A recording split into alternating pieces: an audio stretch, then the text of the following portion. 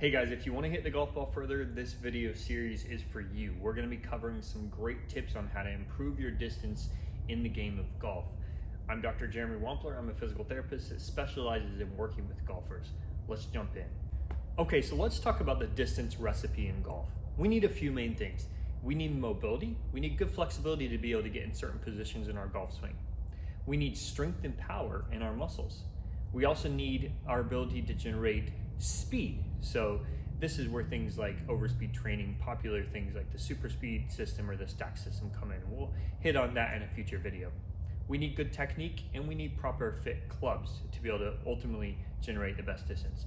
Today we're going to focus on mobility. Let's touch on two of my favorite areas to work on in golf because I find so many people are limited in mobility in these areas. The middle portion of our spine, or our thoracic spine, and our hips.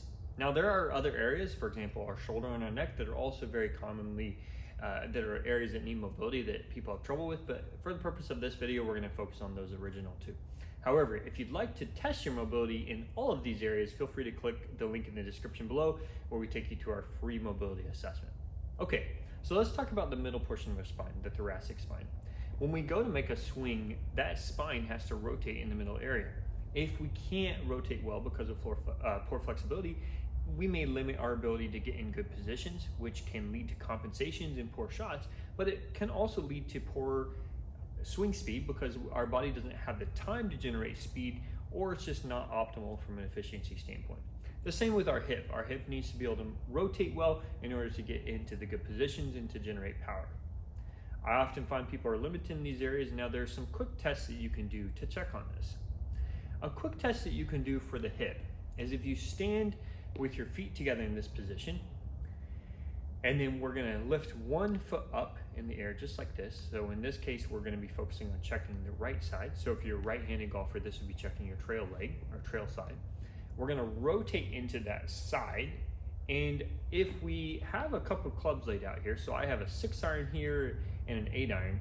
If we lay the 6-iron out just like this and we rotate, our belt level here should be able to line up with that second club level. So meaning they should be parallel to each other. If they're not lined up or not parallel, then you have some limitations.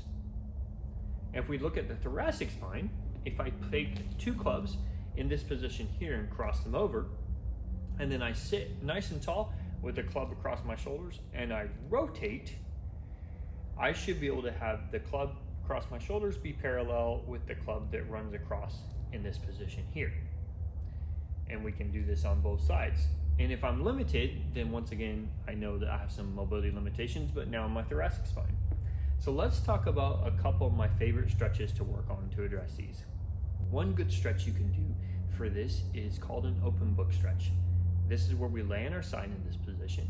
And then I like to put my hands on my knees just like this. And this is to hold my knees in place, in turn really trying to hold my whole pelvis and lower back in place. That way we can focus on stretching the middle portion of my spine. So if I hold my knees in place just like this, and then I'm gonna rotate away, and this can cause some stretch in the middle portion of our spine.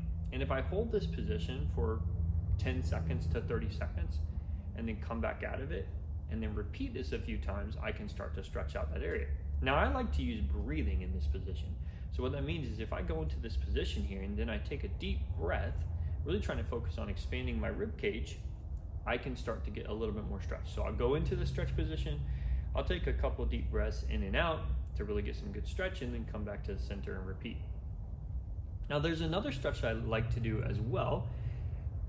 Different people respond better to different stretches, but this is one where we're actually gonna do it in a sitting position. And from this position, I'm gonna rotate my body to the side and then side bend. From there, I'm gonna take a couple deep breaths, doing that rib cage expansion we already talked about. Take a couple of deep breaths, and then I'll come out of the side bend, but I'll keep my rotation. I'll rotate further and side bend again. Take a couple of deep breaths, and I'll repeat that process a few times so I'm really stretched out, and do it on both sides. These are great stretches for the thoracic spine. Now, if we talk about the hip, there's a lot of great stretches that can be used for the hip to improve its mobility.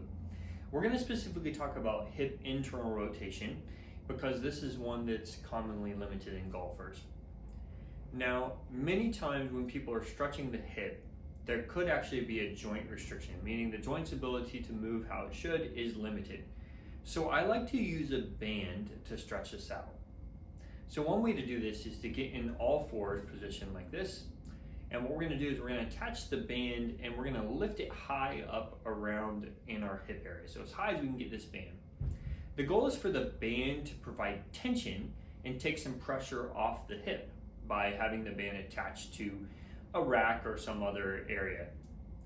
Now from here, once there's tension on the band, I can move my hip into internal rotation, which means in this case, I'm gonna move my foot outwards until I feel some good stretching here. Now I can hold this anywhere from 10 to 30 seconds or longer, shorter or longer for that matter, and then bring it back. So we're gonna work back and forth until it's loosened up. So this is a great stretch for the hip. Now once again, we've talked about the thoracic spine and we've talked about the hip. And if you get these areas moving well, and you can test yourself by doing the test that we talked about initially, then we can allow ourselves or free ourselves up to make a better swing, to have more distance and potentially have less compensations.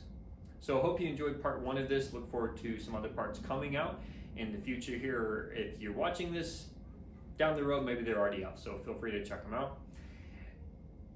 Good luck and hope you guys enjoy.